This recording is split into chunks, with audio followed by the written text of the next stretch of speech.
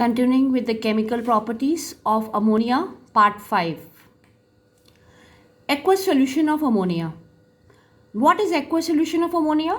When ammonia is dissolved in water to make ammonium hydroxide, that is NH3 plus H2O gives you NH4OH. That is aqueous solution of ammonia.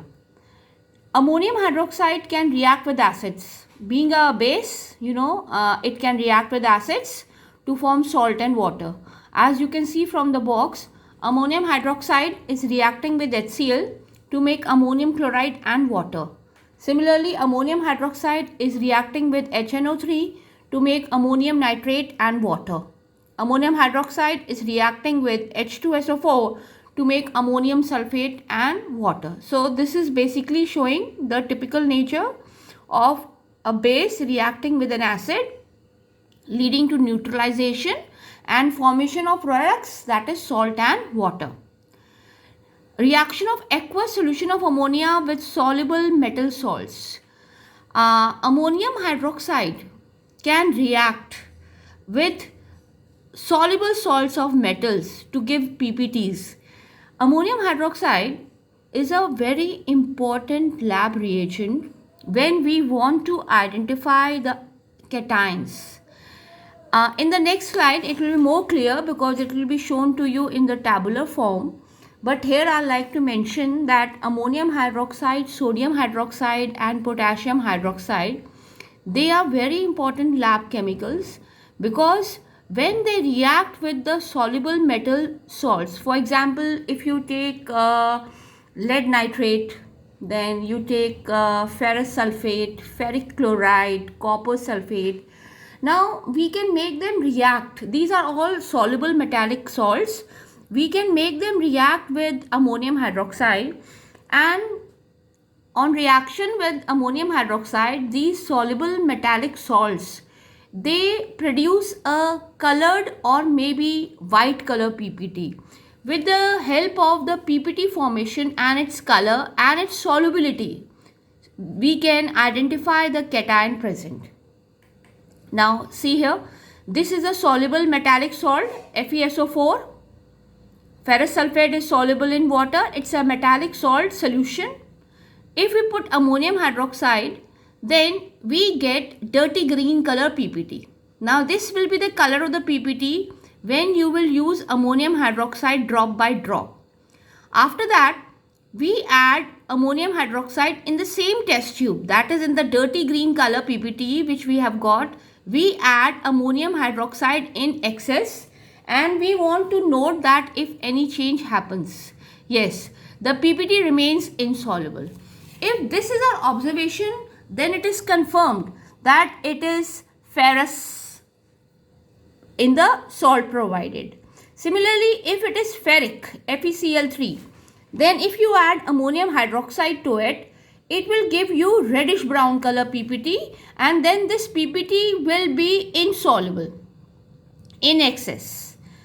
If you have lead nitrate, it will give you white color PPT, chalky white color PPT, and then this PPT, if you add ammonium hydroxide in excess, it will be insoluble. If you have zinc nitrate, that is we want to identify the zinc cations. See here in these, the anions do not matter. We have to focus only on the cations. So when zinc nitrate is there and we make it react with ammonium hydroxide, we get white gelatinous precipitate on adding drop by drop, and when we add in excess, we get a soluble. The PPT becomes soluble and it makes a colorless solution. Similarly, if we have copper sulfate, that is cupric ions. It may not be sulfate, it may be any other anion, it may be nitrate also, but it has to be Cu2+. If we put ammonium hydroxide in it, then we get cupric hydroxide, CuOH whole twice, and this is pale blue color precipitate. Now in this pale blue color precipitate, if you add ammonium hydroxide in excess, it's shown here that when we add pale blue PPT, we add ammonium hydroxide in excess. It's shown at the bottom that the pale blue precipitate of copper hydroxide dissolves and it makes a azure blue. Azure blue means that inky blue, deep blue, and a soluble complex, and the name of the compound that is formed, the reason for the deep blue color, is tetraamine copper sulfate, that is CuNH3 whole 4 sulfate. This is tetraamine copper 2 sulfate. So copper sulfate, if you add ammonium hydroxide drop by drop, first you get pale blue PPT. Now in this pale blue PPT, you add ammonium hydroxide in excess, then you get this inky blue solution, and that inky blue means azure blue, and the blue color, inky blue, deep blue color is because of the tetraamine copper 2 sulfate. So what we learn from this table? We learn from the table that ammonium hydroxide is a very important lab reagent, and it can be used to identify the cations in the metallic salt solution. Now test for ammonia. Now ammonia has a sharp characteristic odor. It turns moist red litmus blue, moist turmeric paper brown, phenolphthalein solution pink. Now if we bring a rod dipped in HCl, it will give us dense white fumes. When ammonia gas is passed through copper sulfate solution, just now we have studied the last point which we were discussing, that when ammonia gas is passed through copper sulfate solution, see, you would say that there it was ammonium hydroxide, but here we are saying ammonia gas. See, when you dissolve ammonia gas through copper sulfate, see, it's written solution. When you have taken solution here, this ammonia gas would dissolve in the solution and it will make ammonium hydroxide. So the working or the chemical reaction is same, the one that we have discussed in the previous slide. So when ammonia gas is passed through copper sulfate solution, pale PPT is formed, pale blue PPT is formed, and which changes to deep blue on adding in excess. Now fifth, all ammonium salts, they produce ammonia gas when we warm them with sodium hydroxide. This we have already discussed in the lab preparation. Now in the lab there is a reagent called Nessler's reagent. Nesslers. Nessler's reagent or solution. It is K2HgI4. If it is ammonium ion NH4 plus, then this Nessler reagent would give us brown color PPT. So Nessler reagent is specifically used in lab to identify the ammonium ion. So these are the few tests for ammonia. Most suitable test is bring a rod dipped in HCl and it will give us dense white fumes. Now uses of ammonia. Now liquid ammonia is used as a refrigerant. Now why? Because ammonia, liquid ammonia, remember this is not liquor, it is liquid ammonia, liquefied ammonia. Liquid ammonia takes a lot of energy to vaporize. Now this heat it takes from the surrounding that causes the coolness. So liquid ammonia is used as a refrigerant in ice plants. Now previously the main refrigerant were used as chlorofluorocarbon CFC, but we know that CFC can deplete the ozone layer and also contribute to global warming. So that's the reason now the CFC has been banned and we are basically using liquid ammonia as a refrigerant in our ice plants. Now here in these equations it is shown that how chlorofluorocarbons lead to production of highly reactive chlorine, and which is produced in the atomic form, and this is the reason for the ozone depletion. Now chlorofluorocarbon is CF2Cl2. It is difluoromethane, that is chlorofluorocarbon, or it is also called freon or chlorofluorocarbon. Now when ultraviolet rays they fall on CF2Cl2, one of the chlorine is released as atomic chlorine, that is free radical.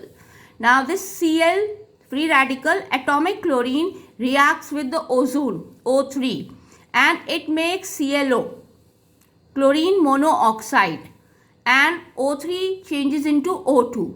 Now what has been done? Ozone has been consumed. So this causes the depletion of ozone. Now this chlorine monoxide reacts further with the atomic oxygen that is produced, and this causes chlorine monoxide further reacts with atomic oxygen and produces, then again this atomic oxygen reacts, and then the ClO again changes into Cl, that is its active form.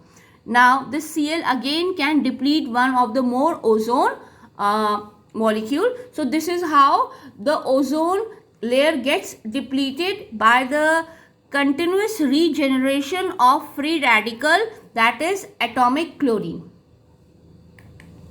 Now what are the advantages of ammonia as a refrigerant? First of all, ammonia is environmentally compatible. Just now we have learned that ammonia does not deplete ozone layer and it does not contribute to global warming, and it has superior thermodynamic qualities, because of which ammonia refrigeration systems use less electricity.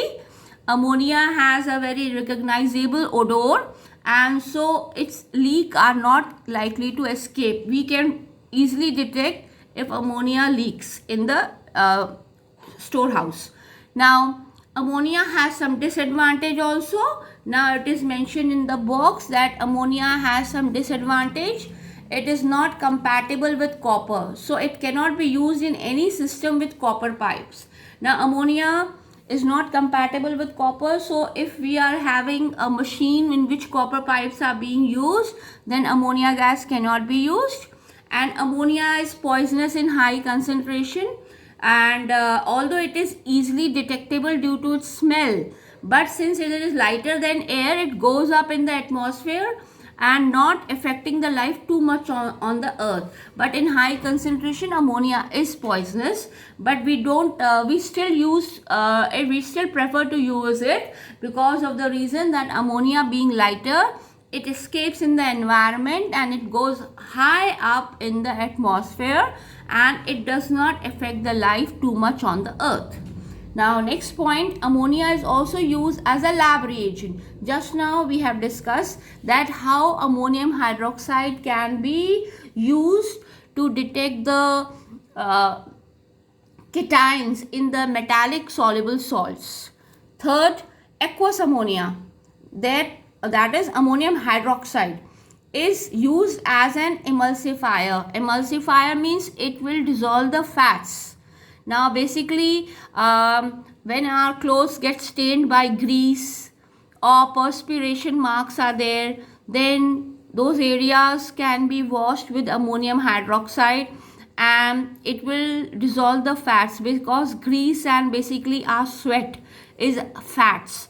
So if our clothes get a stain of perspiration or stain this sweat marks are there, then if those areas are washed with ammonium hydroxide, then it can be clean. Now sometimes in the washrooms our tiles get very greasy because of the soaps and the dirt, so oil and all that we use. So if tiles and windows are washed with ammonium hydroxide, the fats are dissolved and that slipperiness is removed from the washrooms.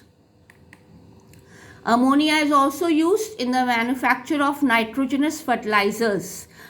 Ammonia, that's the reason when I was telling you Haber's process, I told you that we have to do the manufacture of ammonia, because ammonia has plenty of uses, and one of the most important use of ammonia is making of nitrogenous fertilizers like ammonium sulfate, diammonium hydrogen phosphate, ammonium nitrate and urea. Ammonia is also used to make explosives like ammonium nitrate. So ammonium nitrate, it decomposes explosively, leaving no residue behind. So ammonia is used to make fertilizers and ammonia is also used to make explosives. So that's all for the chapter ammonia, and we will be continuing with a new chapter in our next video. Thank you.